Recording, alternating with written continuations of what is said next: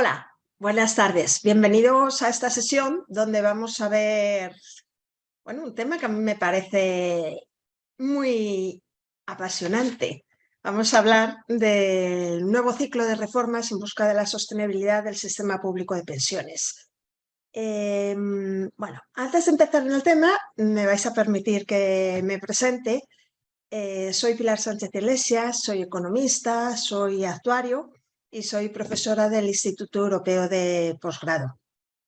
Trabajo como consultora y durante mi carrera laboral siempre he sido consultora especializada en pensiones, en sistemas de previsión. Entonces, normalmente he trabajado con clientes, con empresas y con personas particulares, aunque sobre todo mis clientes son empresas, que están preocupados por el futuro por la jubilación propia, por la jubilación de sus trabajadores y trabajamos juntos o colaboramos en buscar las mejores opciones de jubilación y en diseñar, si es necesario, sistemas privados de jubilación que complementen a los sistemas públicos de jubilación. A mí la verdad es que hablar de pensiones me gusta un montón, me parece un tema interesante, sobre todo porque nos afecta a todos, tanto en nuestra vida laboral como en nuestra vida privada, y creo que es muy importante que todos seamos conscientes de la importancia que tienen las pensiones en nuestra vida y que trabajemos para que tengamos una vida muy feliz como jubilados. Y bueno, vamos a empezar con nuestra sesión de hoy. El título es un nuevo ciclo de reformas en busca de la sostenibilidad del sistema público de pensiones. Y bueno, realmente yo creo que estamos en un momento muy interesante en el mundo, porque quizá antes o hasta ahora no hemos sido tan conscientes de cómo todas nuestras decisiones tienen efectos en el futuro. Todas nuestras decisiones actuales tienen efectos en el futuro y estamos viendo los efectos que están teniendo decisiones que se tomaron en el pasado. Pero es cierto que estamos en un momento de muchos cambios demográficos, cambios sociales, estamos hablando del cambio climático, la transformación energética. Estamos inmersos en un mundo donde se están produciendo cambios muy, muy importantes y donde cualquier decisión que tomemos ahora va a tener una repercusión importante en el futuro, ya sea económica, social o ambiental.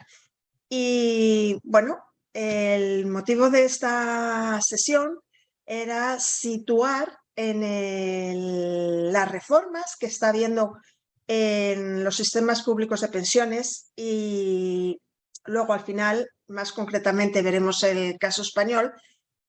Situarlos en un debate mundial que hay sobre la sostenibilidad. Y si os parece, pues empezamos ya. La agenda que os propongo, ya la he avanzado un poquito, es hablar sobre la sostenibilidad de los sistemas de pensiones públicas, hablar de objetivos de desarrollo sostenible, hablar de la sostenibilidad, es el primer tema del que vamos a hablar. Vamos a hacer un poco de historia de los sistemas públicos de pensiones y referirnos a dos grandes retos que creo que nos interesan a todos, el reto de la evolución demográfica y el reto de planificar a largo plazo. Y al final, ya como se ha avanzado, vamos a estudiar, vamos a analizar, vamos a ver las reformas que ha habido en el sistema de pensiones español, el sistema público de pensiones español, y en concreto un poquito más la reforma reciente que se ha aprobado en abril de 2023. Y empezamos directamente con la pregunta del millón, ¿verdad? Yo creo que, imagino que todos los que estamos aquí compartimos esta pregunta o esta inquietud. ¿Vamos a cobrar pensiones? Yo creo que estamos tan acostumbrados a oír hablar sobre las pensiones, sobre las garantías de futuro, sobre el debate de las pensiones. Es un tema de máxima actualidad. Y llevamos tanto tiempo escuchando noticias que cuestionan la sostenibilidad del sistema que creo que a todos ya nos ha entrado un poco la duda de si cobraremos una pensión, ¿no? Yo creo que vamos hoy a profundizar en qué condiciones nos encontramos y en qué se está haciendo para dar una respuesta a esta pregunta y sobre todo, yo creo que lo más importante, ver si se está trabajando en devolver la confianza de todos, de toda la sociedad en general, en los sistemas públicos de pensiones, que yo creo que hemos oído hablar tanto sobre los problemas de sostenibilidad que ahora ya tenemos todos cierta incertidumbre al respecto y por eso nos preguntamos sobre si cobraremos o no una pensión. Y bueno, hemos dicho que era una pregunta frecuente, pero yo diría realmente que es una pregunta muy frecuente. La tenemos nosotros, la tenemos en España y la tenemos en muchos países, ¿vale? La sostenibilidad de los sistemas de seguridad social y el futuro de las pensiones es un debate absolutamente de actualidad en nuestro entorno social y político. En la imagen estamos viendo algunos titulares que elegidos son todos recientes, más o menos todos recientes, y son titulares sobre las reformas de los sistemas de pensiones en varios países. Son solo un ejemplo. La realidad es que ahora, en la actualidad, muchos países están trabajando para actualizar sus sistemas de pensiones y otros lo han hecho hace algunos años y el resto va a tenerse que poner a trabajar en ello muy rápidamente. He dicho que eran todos noticias muy recientes, pero hay una que no lo es tanto, es la que veis a la parte de abajo de la imagen. La he puesto un poco como anécdota,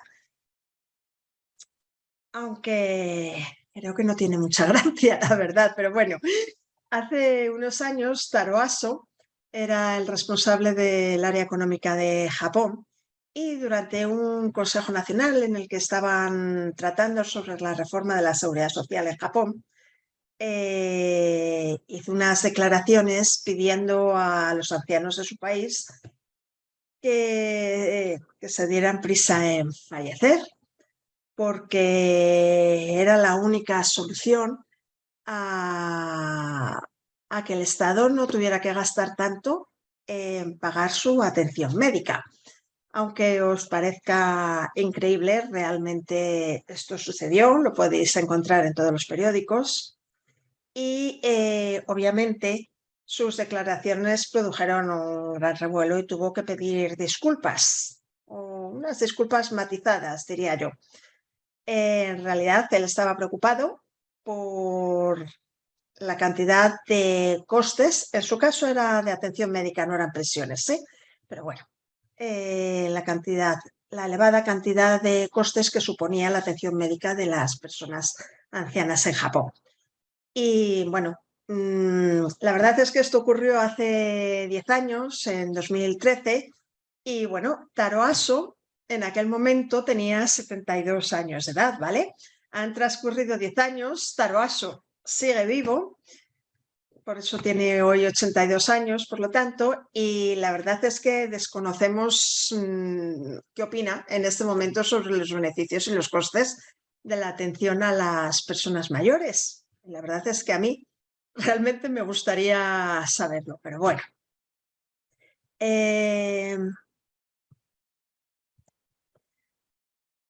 Vamos a empezar por el principio, si os parece. ¿Qué es la sostenibilidad?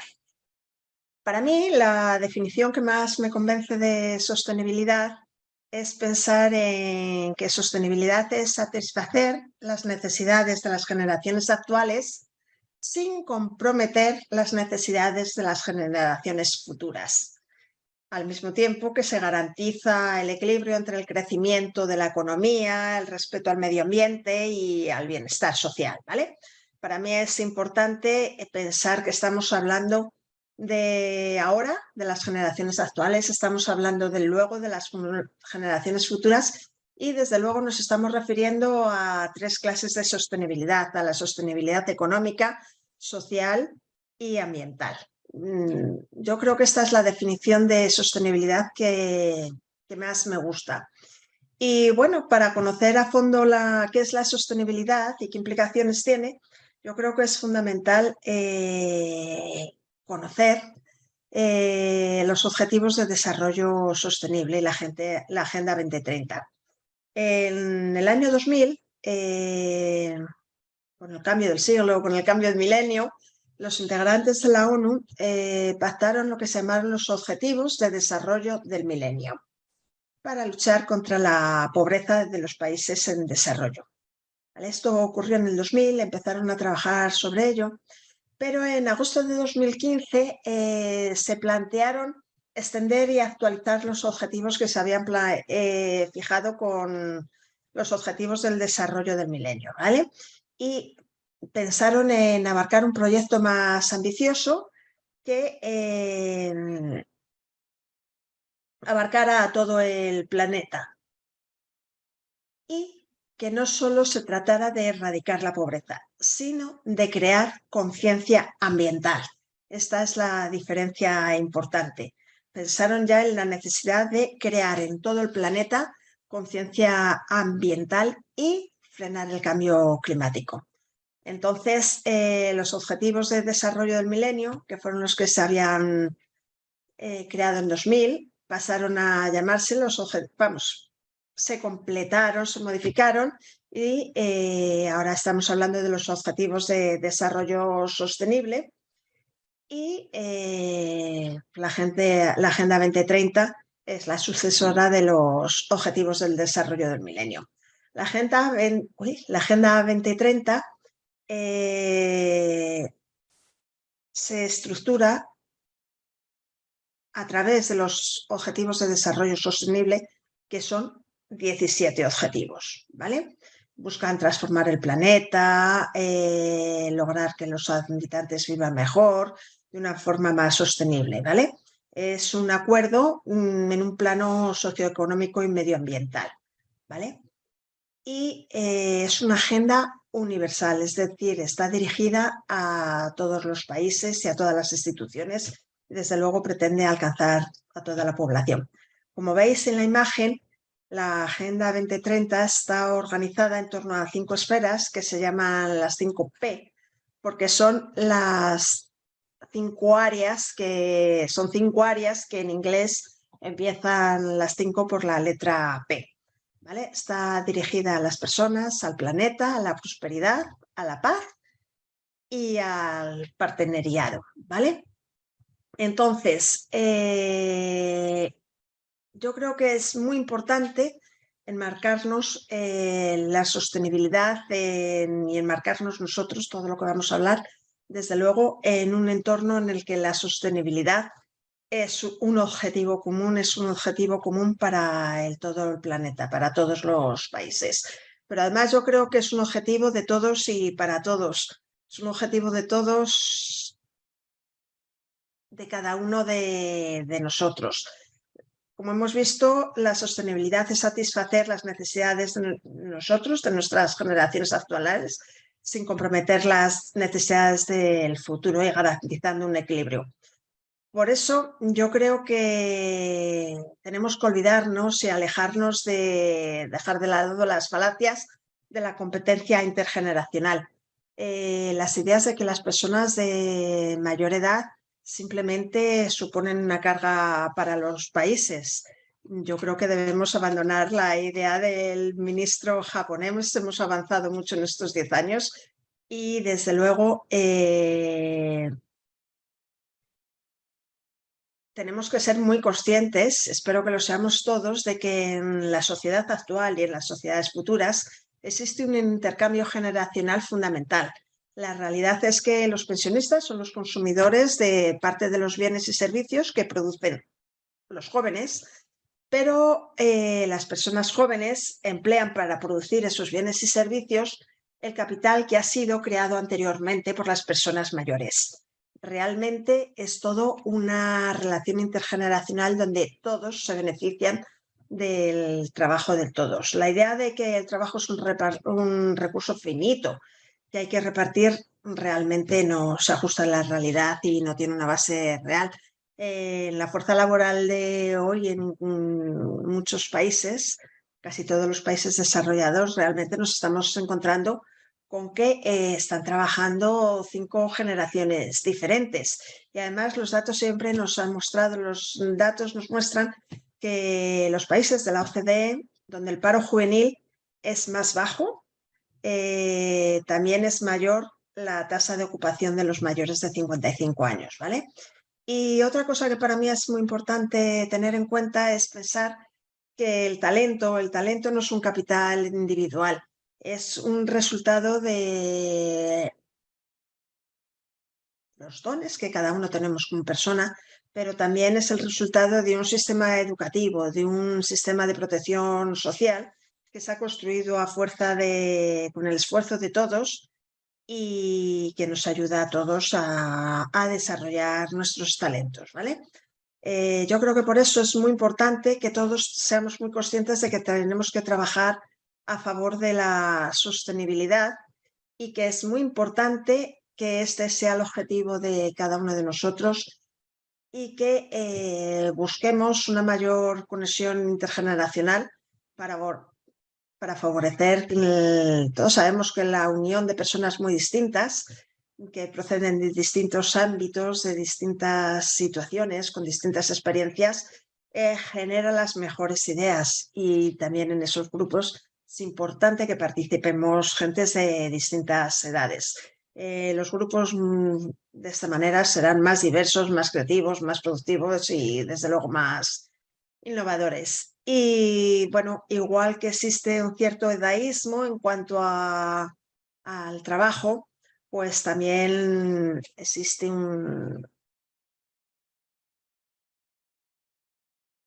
una cierta rechazo, por decirlo así, respecto a los mayores o en algunos países a los mayores, en los que también se piensa que las pensiones son un problema, que el pagar pensiones son un problema y esto está o puede dar lugar a un conflicto intergeneracional que realmente solo nos llevaría a una sociedad individualista que creo que no nos conduciría a nada. Yo creo que es fundamental que todos pensemos en la necesidad de modificar las políticas públicas y privadas para que no actúen sesgadas por criterios de edad y que sean sustituidas por criterios más innovadores y responsables con todas las generaciones. Y bueno, en este sentido sí que os recomiendo que deis un vistazo a la guía para la intergeneracionalidad que ha preparado el CNIE y bueno, os he dejado ahí el enlace.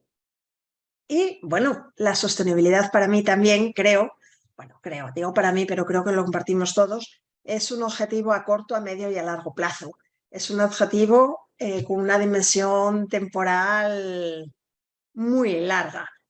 Si hablamos de las pensiones, la verdad es que pensar en que la sostenibilidad de las pensiones yo creo que es una de las aspiraciones más importantes de la sociedad, o al menos debería serlo. Yo creo que garantizar la seguridad económica durante la jubilación debe ser una prioridad para cualquier estado del bienestar.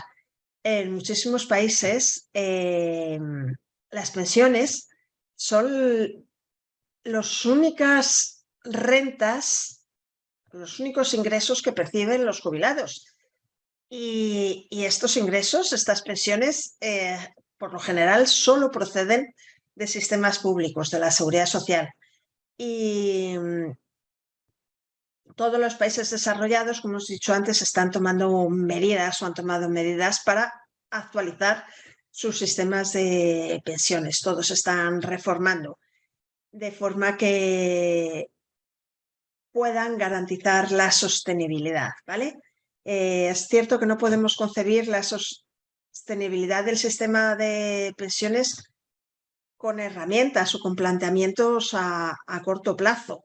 Las informaciones, es muy habitual que tengamos informaciones sobre datos de pensiones del mes, datos de contabilidades del mes o del año en curso.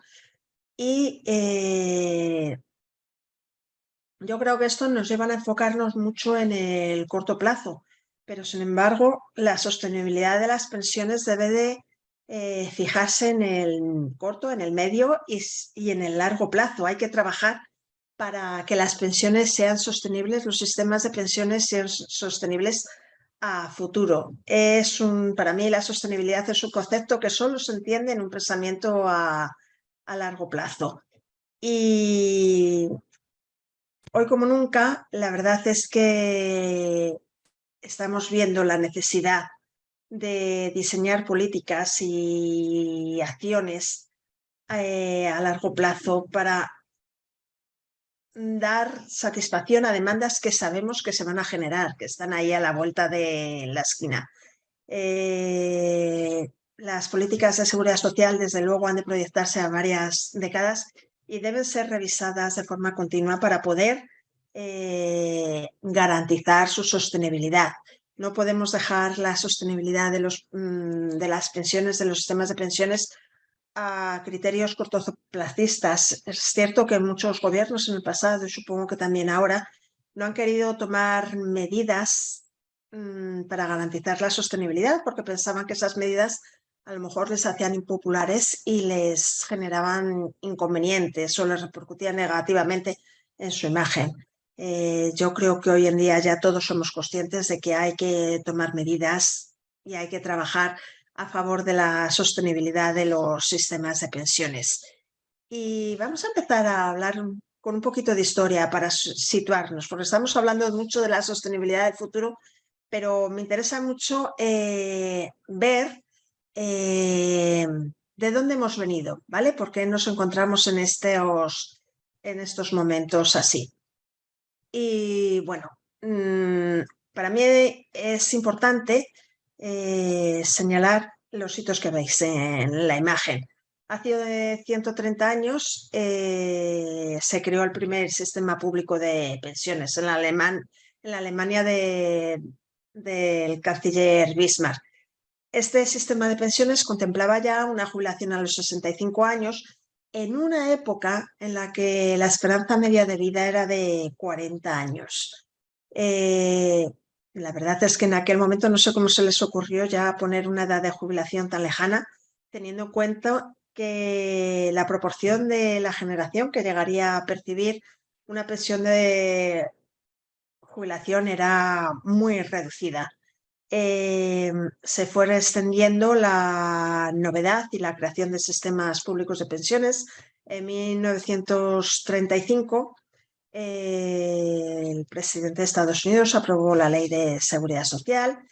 Después de la Primera Guerra Mundial, los sistemas de seguros sociales se desarrollaron muy rápidamente y la protección social se incluyó ya en todos los programas de las organizaciones internacionales que se estaban creando, como por ejemplo la Organización Internacional del Trabajo. Más tarde, Roosevelt y Churchill, en 1941, se comprometieron a mejorar todas las normas laborales y en crear una seguridad social para todos. El Sistema Nacional de Seguridad Social de Francia se constituyó en 1946 y para mí la que es el punto de partida fundamental es que en 1947 la Asamblea General de Naciones Unidas adoptó la Declaración Universal de los Derechos Humanos, y en esta Declaración Universal de los Derechos Humanos, su artículo 22 ya dice que toda persona como miembro de la sociedad tiene derecho a la seguridad social. Yo voy a seguir avanzando, pero luego sí que os recomiendo que echéis un vistazo y que leáis todo el artículo 22, ¿vale? Como os he comentado,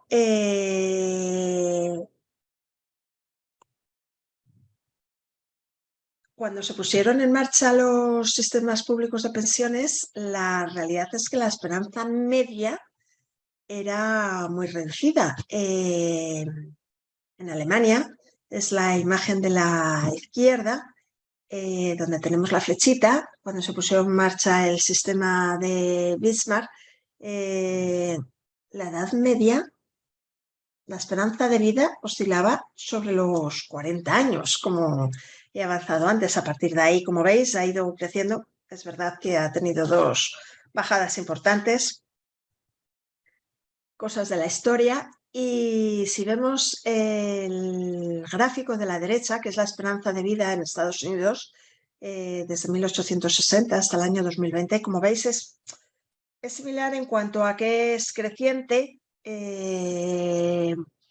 y similar también en cuanto a que cuando se pusieron en marcha los sistemas de seguridad social en Estados Unidos, pues la esperanza media de vida era también de 40 años.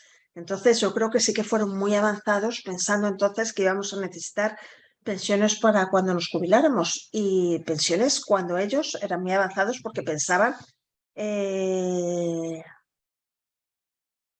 cuando en un momento en el que la mayoría de la gente no llegaba a jubilarse. Es cierto que en aquel momento los sistemas de seguridad social incluían muchas cosas que favorecían la sanidad y otro tipo de cuestiones que favorecían la vida laboral. No solo estábamos hablando de pensiones de jubilación, ¿vale?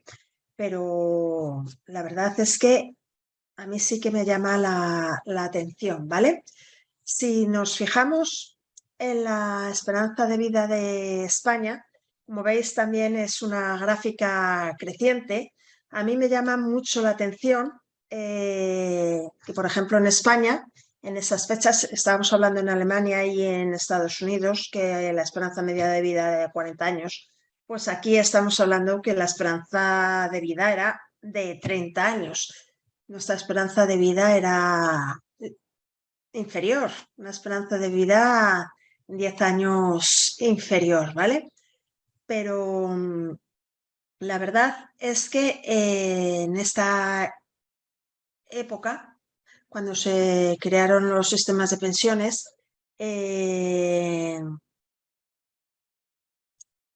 empezó a aumentar la longevidad de los trabajadores, ¿vale? Aumentaba la mano de obra y por lo tanto la participación en el sistema se fue ampliando y fueron aumentando los ingresos del sistema. Veis en la imagen la comparativa de las gráficas de la evolución de la esperanza de vida en España, Alemania y Estados Unidos, y anteriormente he dicho que me sorprendía mucho que la esperanza de España partía de 10 años, era 10 años inferior a las de Alemania y Estados Unidos, pero si veis, en este momento la esperanza de vida en España se encuentra, es superior a la de los Alemania y Estados Unidos, pero además la esperanza de vida en España también es superior a la de muchos otros países del mundo. Aquí he ampliado la visión para que podáis ver, perdón, cómo ha variado o cómo ha variado, sí, la esperanza de vida desde 1960 hasta el año 2020 en varios países del mundo. Y es cierto que estamos yendo hacia una población más envejecida, ¿vale? Estamos hablando, no me gusta hablar de envejecidas, me gusta hablar de una mayor longevidad, pero además estamos yendo a una sociedad donde la proporción de personas de 65 años respecto a la población total de los países es cada vez más superior. Es verdad que cada vez hay más mayores, ¿vale? Porque además de que la esperanza de vida al nacer ha crecido y ha crecido en todos los países, es verdad que el índice de natalidad está disminuyendo.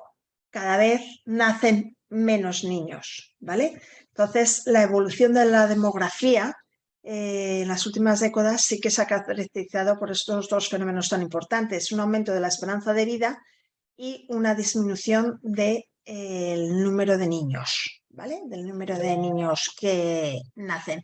Y bueno, vemos cómo se prevé que evolucione las poblaciones desde 2020 en los próximos 25 años. Y bueno, vemos que España también se encuentra entre las que la población que más mayores va a tener en el año 2050. Aquí estamos viendo un poco la previsión de la demografía en España.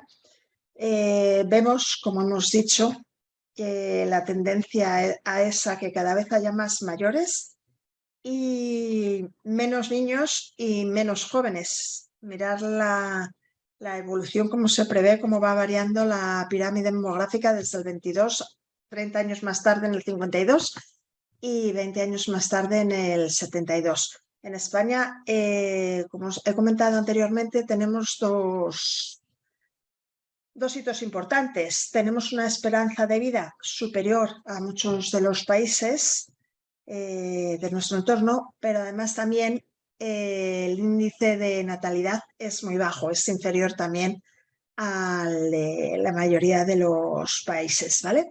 Entonces, según las proyecciones que ha realizado el Instituto Nacional de Estadística y según otras fuentes, bueno, a mediados de siglo la esperanza de vida en España será de 90 años. Los mayores de 65 años van a suponer el 26% de la población, muy prontito, en 2037, y esto seguirá aumentando hasta llegar al 50% de la población. Y estos dos hechos, desde luego, tienen una gran importancia en la sociedad española, que es lo que estamos viendo ahora, pero también en el resto de las sociedades, porque todas más o menos tienen fenómenos similares en todos los países, ¿vale? Entonces, el aumento de la esperanza de vida y el descenso de la natalidad nos lleva a hablar de la tasa de dependencia. La tasa de dependencia es la proporción que hay entre personas mayores y personas menores, ¿vale? Si veis en la imagen, en 2022 pensamos, el año pasado, que había 4 personas en activo por cada 2 personas que podían ser pensionistas o niños, ¿vale?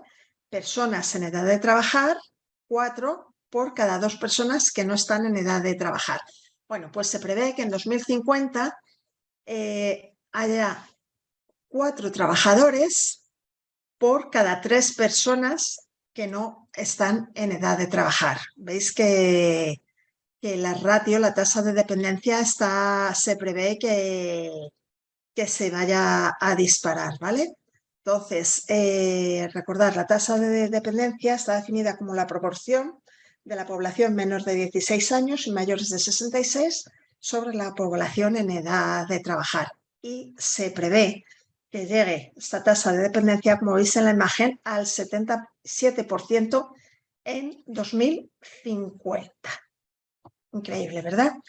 Y parte de la evolución demográfica viene dada por la generación, o un fenómeno de los que ahora decimos y estudiamos, es la generación de los baby boomers. Esta generación, la verdad es que debe su nombre a un incremento de la natalidad que ocurrió en Occidente tras el fin de la Segunda Guerra Mundial, entre 1946 y 1964. Es un término que salió publicado en un artículo de la prensa en Daily Press y bueno, se adoptó enseguida y se utiliza para referirnos al repunte masivo de nacimientos, ¿vale? En España ocurrió un poquito más tarde.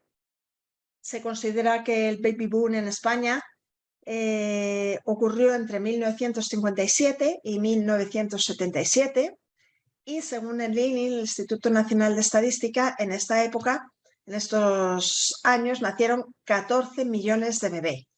14 millones de bebés que son muchos más de los que nacieron en los 20 años anteriores, que habían sido 2,5 millones. Y también muchos más de los que han nacido en los 20 años siguientes, que han sido 4,5 millones. Entonces pensemos que bueno, desde luego el repunte de natalidad que hubo esos años, unos años además en los que esta generación se ha beneficiado de la entrada de España en la Unión Europea, ha participado de la incorporación de la mujer en el mercado laboral, es decir, ha participado en muchos cambios sociales y es la generación que más cotizaciones ha realizado, porque eran muchos los que trabajaban y además también trabajaban las mujeres, con lo cual estaban cotizando muchas personas. Han estado cotizando de esta generación durante mucho tiempo. ¿Pero qué ocurre? ¿Por qué hoy hablamos de esta generación? Porque se están empezando a jubilar en España. Este año, 2023, están empezando a jubilarse ya personas de la generación del baby boom. Entonces, la verdad es que es una generación que está acostumbrada a grandes cambios, como hemos dicho, ha tenido unos niveles de educación más altos que sus antecesores, unas condiciones laborales también mucho mejores y se empiezan a jubilar ya, pero se empiezan a jubilar ya sabiendo que tienen unas condiciones físicas y mentales muy buenas y que les quedan muchos años de vida por delante. Y esto, desde luego, supone un gran cambio social, sobre todo un gran cambio en la visión que tenemos de las pensiones. Y bueno, la seguridad social en España se fundamenta en que es un sistema de reparto, es decir, todos cotizamos para todos y las cotizaciones de los trabajadores actuales se utilizan para pagar las pensiones de los pensionistas actuales, ¿vale? Se basa también en un sistema de proporcionalidad contributiva, es decir, en principio la prestación será proporcional a las cantidades aportadas al sistema y a los años que se ha estado cotizando al sistema. Es un sistema de prestación definida, es decir, que se sabe cuál va a ser la prestación que se va a recibir, se sabe cómo calcularla y se puede hacer un cálculo relativamente sencillo de ella.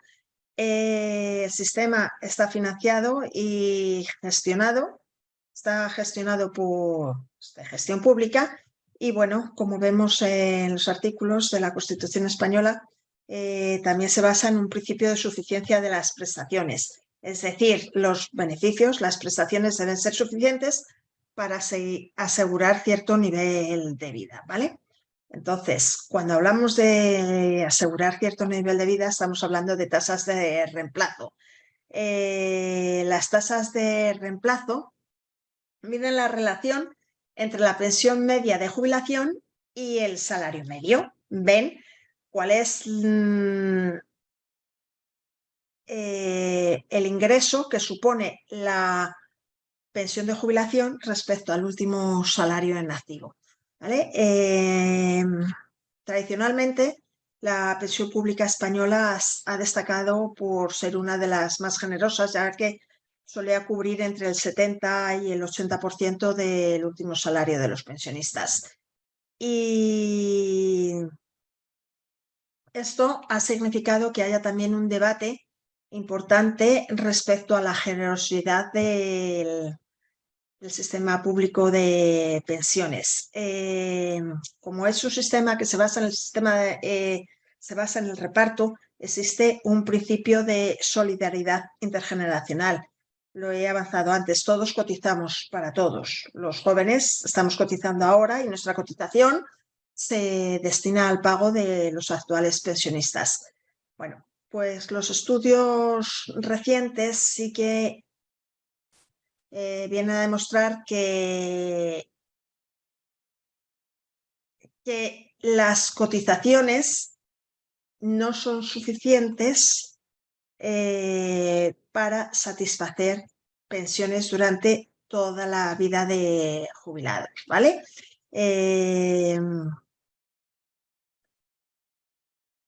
Los últimos estudios vienen a decir que en España hasta ahora los jubilados recibían un 51% más de lo que habían cotizado.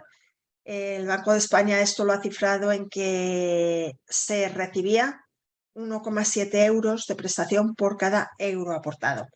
Entonces, bueno, es un dato que me parece muy importante. Y bueno, otra de las medidas o de las imágenes que tenemos cuando hablamos de pensiones es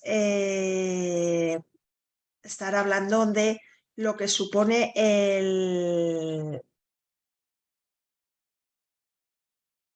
lo que destina cada país al pago de pensiones referido al PIB, ¿vale? Es cierto que la evolución futura de este porcentaje va a depender no solo de cómo se paguen o de la cuantía de las pensiones y de la esperanza de vida, sino que también depende muchísimo, está íntimamente relacionado de la productividad de los países. Entonces, es cierto que los aumentos de productividad van a estar o están totalmente relacionados con las pensiones. No son independientes entre sí estos dos sistemas. Y esto va a variar mucho, como digo, en función de cómo trabajemos para aumentar la productividad y cómo nos planteemos cómo van a ser las pensiones futuras. Y bueno, realmente todo esto nos hace pensar que el equilibrio, la sostenibilidad nos genera un problema. Es muy difícil poder incorporar todos estos factores que hemos visto en un sistema público de pensiones que sea sostenible, o por lo menos parece difícil. Son muchos factores, hay que tener en cuenta muchas cosas, pero realmente es un tema que se venía viendo ya desde hace muchos años, aunque como ya he avanzado, ha habido muy pocos países que con tiempo se hayan puesto a trabajar en las reformas de sus sistemas públicos. ¿Vale? En España estamos viendo imágenes del Fondo de Reserva Español, ¿vale? La financiación de las pensiones se fundamenta, como he dicho, en los sistemas de reparto y el sistema normalmente debería requerir un equilibrio entre el número de activos, el número de pensionistas,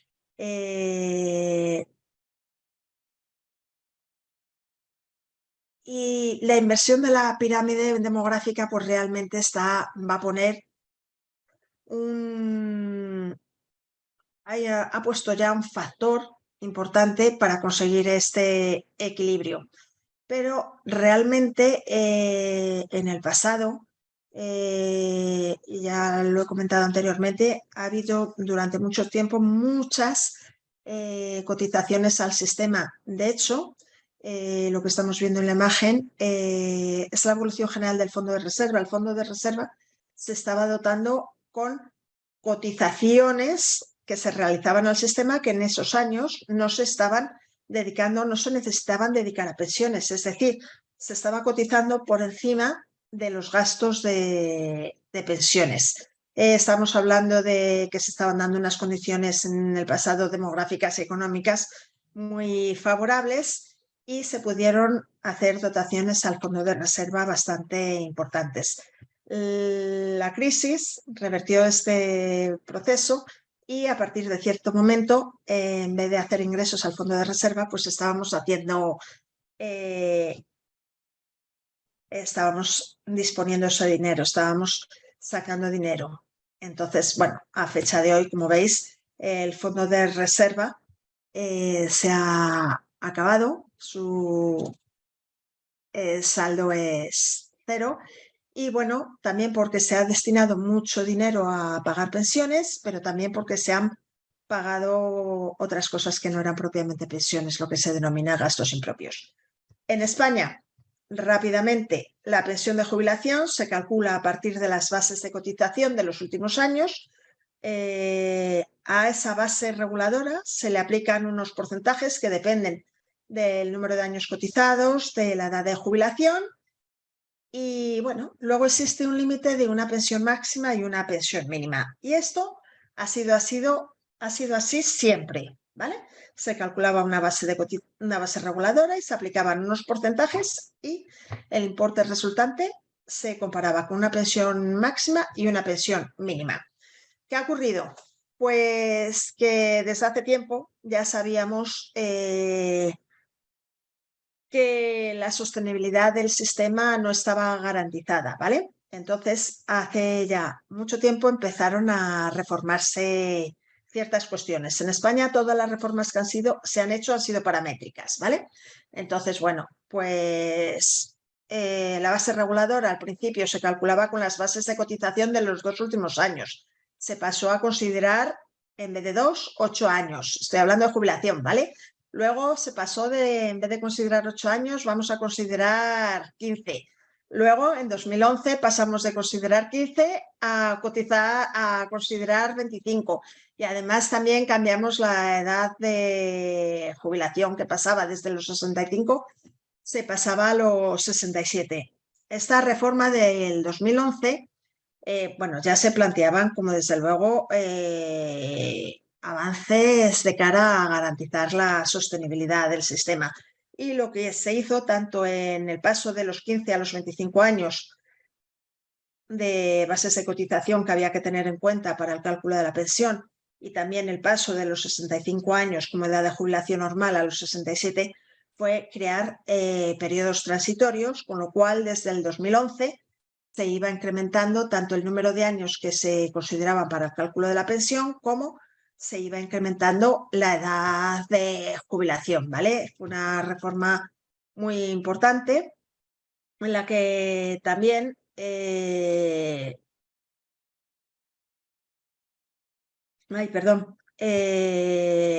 2013 se incorpora el factor de sostenibilidad y el índice de revalorización.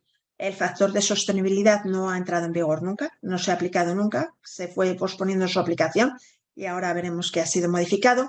Y el índice de revalorización que se aprobó en 2013 sí que fue muy importante porque desligaba ya la revalorización de las pensiones del IPC, como se venía haciendo hasta el momento, y lo fijaba como mínimo en el 0,25% y como máximo en el IPC más medio punto. Pero lo cierto es que desde aquel momento hubo muchos años en los que las pensiones se revalorizaron anualmente al 0,25%, con lo cual posiblemente recordéis que hubo muchas manifestaciones de los pensionistas que se quejaban de que estaban perdiendo cada año más y más poder adquisitivo. Pero en esto llegamos a unas reformas en España que llamamos el segundo ciclo de las reformas en España y que ya están trabajando directamente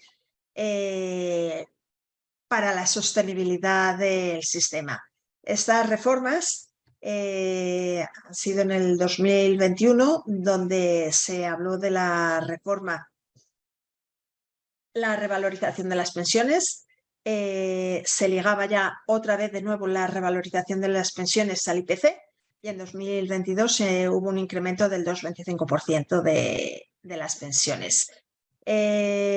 Como os digo, en el 2022, la reforma del 2022 se fijaba en la revalorización de las pensiones y lo que estaba haciendo era garantizar el poder adquisitivo de los pensionistas. Pero también se fijaba en la sostenibilidad y lo que se trataba era de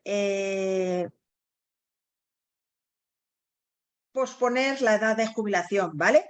Aunque la edad de jubilación estaba en los 67, la gente se seguía jubilando anticipadamente, con lo cual se implantan reducciones en la pensión de jubilación para aquellos que se jubilen anticipadamente y bueno, también se pone un incentivo si se jubila alguien con posterioridad a la edad legal de jubilación, pero sobre todo se modifican mucho las cuantías de las pensiones de jubilación anticipada, trabajando para la sostenibilidad. Y una de las grandes reformas del 21 fue poner en marcha el MEI, que era una cotización adicional finalista. Es decir, se va a dedicar a financiar las posibles desviaciones en el nivel de gasto. Eso se fijó en un 0,6%, se empezó a aplicar en enero de este año y consistía en un aumento del 0,6% en la cotización, ¿vale? Y bueno, en 2022 también tuvo lugar una reforma muy importante que para los trabajadores por cuenta propia o autónomos, en las que ya se pensaba que cotizaran en función de sus rendimientos netos anuales, ¿vale? Como veis, ya todas las reformas están fijándose y trabajando a favor de la sostenibilidad del sistema público de pensiones. Estas primeras medidas, que como he dicho eran el acercamiento de la edad efectiva a la edad ordinaria, la cotización por ingresos reales de los autónomos y la sustitución del factor de sostenibilidad y la revalorización de las pensiones, han sido completadas con la reforma que se aprobó en el Real Decreto Ley, está contemplada el Real Decreto Ley de 2/2023. Esta reforma es muy, muy importante.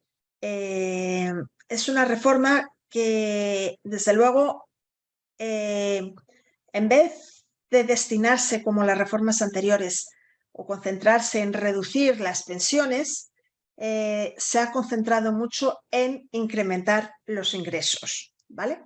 Con lo cual se ha aprobado un incremento gradual de la base máxima y también de la pensión máxima. Bueno, un momento. Esta ley está muy preocupada por lo que va a ocurrir en los próximos 50 años, ¿vale? Bueno, hasta el año 2050, perdón, en los próximos 25 años, hasta el año 2050. ¿Por qué? Porque es verdad que la incorporación de nuevos pensionistas al sistema va a crecer, los baby boom se van a jubilar todos, pero a partir de 2050 el número de pensionistas va a descender. Entonces, su preocupación máxima es concentrar el esfuerzo de aquí a 2050 y propone, a partir de 2050, volver a revisar todas las reformas e implantar las nuevas que sean necesarias, ¿vale? Entonces, resumiendo, se propone un incremento de la base máxima de cotización, también un incremento de la pensión máxima, pero la base máxima va a crecer considerablemente más que la pensión máxima, con lo cual el principio de contribución se nos está ahí perdiendo un poquito, pero bueno, va a favorecer ingresos. Se establece una cotización de solidaridad que se aplicará de forma gradual a los salarios que superan la base máxima. Hasta ahora solo cotizábamos por la base máxima. El que cobraba más de la base máxima había un porcentaje, una cantidad de dinero sobre la que no cotizaba. Pues ahora va a haber una cotización también sobre la cantidad de salario que excede de la base máxima. Se ha ajustado el mecanismo de equidad intergeneracional y donde he comentado hace un minuto que estaba al 0,6%, se va a pasar. Bueno, os dejo aquí, estoy pasando ya muy rápidamente, os dejo explicadas con detalle las reformas y un gráfico, por ejemplo, de lo que he comentado de la diferencia entre el crecimiento de las bases máximas y de las pensiones máximas. La cuota adicional de solidaridad, que no tiene efecto en prestaciones, ¿vale? Se va a destinar a el fondo de reserva, pero es las cotizaciones que se van a realizar por encima de la base máxima de cotización. El MEI también es una cotización adicional finalista, entonces se va a pasar del 0,6% que se ha empezado a aplicar en 2023, se va a pasar gradualmente hasta llegar al 1,2% en 2029 y se va a mantener ese porcentaje hasta 2050. También es una cotización que no influye en prestaciones, sino que va dirigida al Fondo de Reserva de la Seguridad Social. Y bueno, la base reguladora, la pensión de jubilación también ha sido modificada un poquito porque en vez de los 25 años se ha pasado a considerar 29 años, ¿vale? De esos 29, los dos peores, las 24 peores bases de cotización se van a desechar, no se van a tener en cuenta y entonces se van a considerar las 27 años de, bueno, las bases de cotización de los 27 mejores años, con lo cual ha cambiado un poquito el periodo de consideración y también para las mujeres trabajadoras ha cambiado cómo se integran las lagunas, cómo se considera que los periodos que no han sido cotizados, cómo se van a considerar. Y bueno, la reforma tiene muchos, como veis, muchos periodos transitorios y depende de cuándo te jubiles, pues se te va a aplicar los 27 años. A partir de 2044 ya no se podrá elegir entre los 27 y los 25, que es algo que sí se puede hacer hasta ahora. Entonces pasamos de tener que considerar 25 a considerar 29. Durante un periodo de esos 29 podremos escoger los 27 mejores, pero a partir de 2024 ya no hay posibilidad de elección entre los 27 o los 25. Y bueno, también se van a revalorizar las pensiones mínimas y se establece cómo se va a supervisar el efecto de estas medidas, qué efectos tiene en la sostenibilidad del sistema. Pero, bueno, os recomiendo que lo leáis más con calma, pero sí me gusta pararme ya en esta última imagen, que es la sostenibilidad y la adecuación o la sostenibilidad y la suficiencia. Realmente estamos hablando mucho de la sostenibilidad porque queremos garantizar los sistemas de pensiones a futuro, pero no nos podemos olvidar que también necesitamos garantizar su suficiencia. Si recibimos a futuro pensiones que no nos permiten disfrutar de un nivel de vida digno, pues realmente no habremos conseguido nada. Por eso es muy importante trabajar en la sostenibilidad y en la suficiencia, pero por supuesto, sin un sistema sostenible nunca vamos a alcanzar un sistema suficiente. Y bueno, os emplazo también a que podáis ver un poco la relación entre suficiencia y sostenibilidad que hay en los sistemas de pensiones de distintos países. Y abrimos el debate. Vamos a ver si ha habido alguna pregunta. Creo que no. No tengo ninguna pregunta. Bueno, pues... Ah, sí, creo que tengo una pregunta. Muchísimas gracias. Fenomenal. A ver, mientras escriben la pregunta, bueno, sí que mis recomendaciones, sé que he querido tocar unos sistemas, muchos temas importantes y los he tocado muy rápidamente. En las imágenes ya veis que las tenéis más detalladas y bueno, yo estoy a disposición si queréis que volvamos a repetir esta sesión o profundizar en cualquier otro tema de los que hemos tratado rápidamente, pues sí que os recomiendo que lo solicitéis en el Instituto Europeo de Posgrado y lo podemos organizar. Y ya veo una pregunta. Muchísimas gracias, Sofía. Sofía nos pregunta si es posible pensionarse en dos países diferentes. En muchos países sí es posible. Por ejemplo, hablo en el caso de España, que es el que más conozco. España tiene acuerdos de pensiones con muchos países, por ejemplo, Francia. Pongo Francia porque es el que estamos viendo en las noticias, que tiene ahora también muchas manifestaciones y problemas con su reforma de pensiones. Entonces, personas que han, y cada vez va a ocurrir más, ¿vale? Personas, porque cada vez hay más movilidad demográfica de los trabajadores, entonces personas que van trabajando en distintos países, lo normal es que vayan cotizando en esos países y de lo que se trata es que cuando se jubilen en el país que se jubilen, sí que se les computen todas las cotizaciones que han realizado y todas las pensiones a las que pueden haber tenido lugar en los distintos países.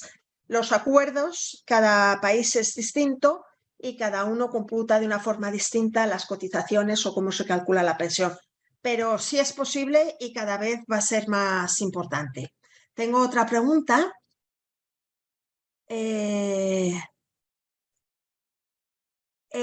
Respecto a la última gráfica, que si es actual o es como se está proponiendo. Vale, en principio la gráfica es actual. Me vuelvo un momento hacia atrás para que la podáis ver. Es un gráfico de cómo están los países en 2019, ¿vale? Entonces, en él podemos ver la sostenibilidad y la adecuación, la suficiencia, ¿vale? Entonces, en principio es la situación en 2019, ¿vale? Vamos a ver si tengo más preguntas. Muchísimas gracias, Sofía. Sigo leyendo, ¿vale? Tengo una pregunta de Claudia que me pregunta ¿qué tan fuerte es la natalidad en proporción con la población que va envejeciendo? Bueno, pues mirar, en España la natalidad no llega a 1,5 hijos. En España, desde hace ya muchos años, ¿vale? A la vez que vemos que estamos llegando a una esperanza media de vida de 85 años, la realidad es que cada mujer son las estadísticas, ¿vale? 1,5 hijos. Eso significa que hay la mitad de las mujeres tienen 1 hijo y la mitad de las mujeres tienen 2, por decirlo de otra forma, porque lo de 1,5 hijos queda un poco extraño. Pero bueno, como veis, el índice de natalidad es muy bajo en España y es muy bajo en muchos países. Y eso sí que pues influye, como hemos visto, en la evolución demográfica y en la evolución de las pensiones. Vale, tengo una pregunta muy concreta de cuál sería el tiempo mínimo de aporte para pensionarse en otro país. Un caso concreto de una persona que tiene 50 años y está pensando en irse a vivir a otro país. Realmente la respuesta va a cambiar, no tengo una respuesta única, ¿vale? Mi recomendación sería, desde luego, que estudies cuáles son los acuerdos que tiene tu país en materia de pensiones con otros países, ¿vale? Porque así podrás ver, bueno, si tienes decidido cuál es el país al que te vas a trasladar, estudia, analiza cuál es el acuerdo de tu país en materia de pensiones con el país al que vas a trasladar. Hay muchos acuerdos, cada país ha llegado a acuerdos muy distintos y no es posible hacer una respuesta general, pero por favor sí estúdialo porque es muy importante, es el único consejo que te puedo dar.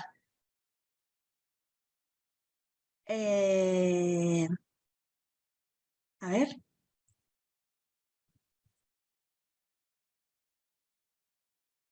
Vale, pienso que la influencia de las redes sociales en la nueva generación impacta negativamente en el panorama de la juventud en mi país. Bueno, creo que no sé a qué te refieres con el impacto negativo. Yo, y esta sí que es mi opinión personal, creo que sí que tiene un impacto negativo en lo que se refiere a las relaciones sociales, ¿vale? En lo que se refiere a considerar a los demás como que somos parte de una sociedad y que los demás también lo son. Y eso me parece que es muy importante y que los jóvenes sí que deben de considerar, lo hemos comentado en la charla, que formamos todos parte de un proceso global y que entre todos tenemos que trabajar para asumir retos que los tenemos que trabajar entre todos y que nos tiene que beneficiar a todos, ¿vale? Estábamos hablando antes de la intergeneracional y yo creo que es súper importante. Creo que me he saltado una pregunta que estaba hablando, la he visto mientras contestaba otra, de la inteligencia artificial, ¿verdad, Daniel? Sí, ahora la encuentro. Se ha evaluado que la inteligencia artificial puede generar una cesantía masiva y el impacto de las futuras pensiones. Esta también es una pregunta que es muy frecuente y a la que no tenemos respuesta. Es verdad que la inteligencia artificial ha avanzado mucho en los últimos años. Es verdad que hay muchas máquinas que están realizando trabajo sustituyendo a personas, pero eso implica que a lo mejor las personas pueden trabajar y dedicarse a otros trabajos más interesantes, por decirlo así. Cuando hablamos de inteligencia artificial, no solo estamos hablando, estamos yendo más allá de la sustitución de un robot que sustituya el trabajo de una persona. Estamos yendo, cuando hablamos de inteligencia artificial, a sistemas que tienen algoritmos que les permiten decidir cosas por ellos mismos, ¿vale? Y es muy interesante los avances que se están generando, pero también son muy interesantes, no podemos perder de vista los posibles problemas que puede generar la inteligencia artificial tomando decisiones por las personas, ¿vale? Sustituyendo decisiones que pueden tomar las personas basadas en algoritmos que pueden, por ejemplo, estar incorporando ciertos sesgos, por dejarlo así, no profundizar. Es cierto que la sustitución de máquinas de trabajo que sustituyen el trabajo de personas sí se tiene en cuenta, se ha valorado. Incluso os recomiendo que busquéis por la red porque hay artículos muy interesantes sobre si los robots deberían cotizar o no. Y ahí lo dejo porque estamos un poquito fuera de tiempo. ¿Vale?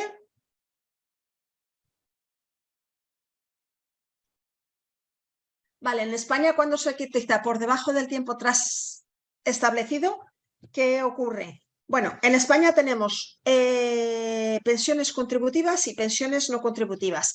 Para las pensiones contributivas es necesario haber cotizado durante un periodo de tiempo mínimo. Por ejemplo, en la pensión de jubilación se requiere 15 años de cotización mínimo, ¿vale?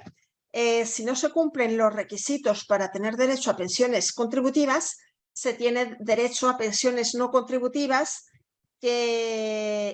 cuya cuantía es inferior, ¿vale? Pero sí se tiene derecho a pensiones.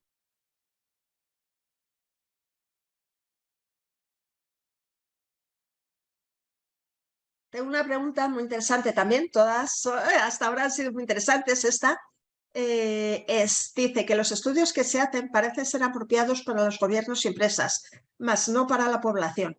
Esto sí es viable para las personas que a cierta edad ya no son buenas para aportar laborablemente a la sociedad. Subir la edad personal no es casi que precarizar la vejez. Ciertamente, es cierto que los gobiernos, la sociedad, se ha empezado a preocupar. No sé si porque no ha querido o no ha podido, no me voy a meter en eso, un poco por la sostenibilidad de los sistemas tarde. Lo he comentado, la generación del baby boom ya se sabía que había ocurrido hace 60 años, con lo cual era muy evidente que transcurridos 60 años iba a haber un montón de incrementos de los jubilados, con lo cual ha habido 60 años para poder hacer reformas en el sistema, poniendo, por ejemplo, el caso de los baby boom, ¿vale?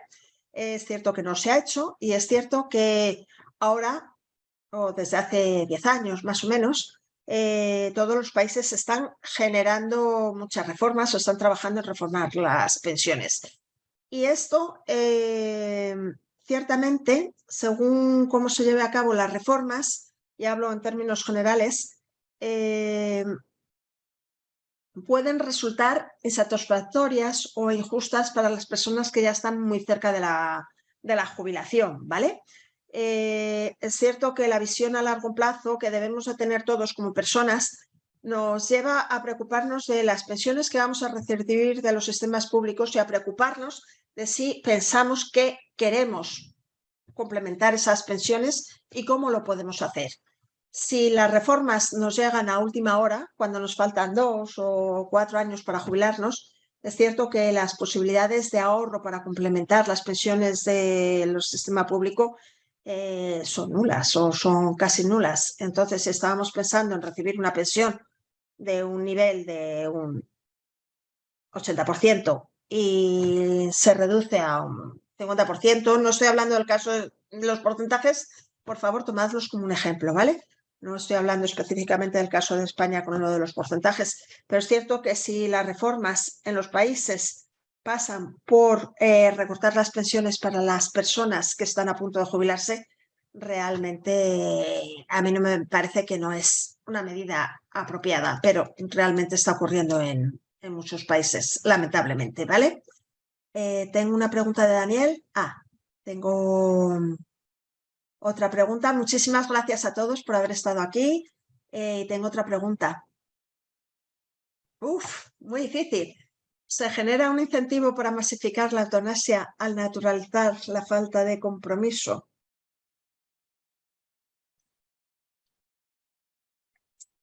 Una pregunta muy, muy difícil que no voy a contestar. Incorporados muchos temas éticos y morales que para contestar necesitaría de mayor tiempo. Lo siento, Daniel, no me atrevo a contestar a esta pregunta rápidamente, ¿vale? Pero da mucho que pensar tu pregunta. Cierto.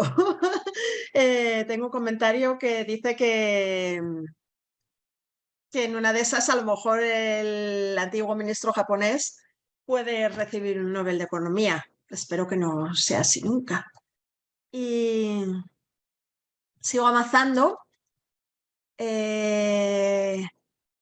Como consejo de manejo de la economía personal, ¿la mejor opción es fondo de inversiones en monedas fuertes o criptomonedas? Bueno, la mejor opción es que tengamos claro cuál va a ser la pensión que vamos a recibir del sistema público de pensiones y que pensemos ahorrar lo máximo posible. Este es el mejor consejo.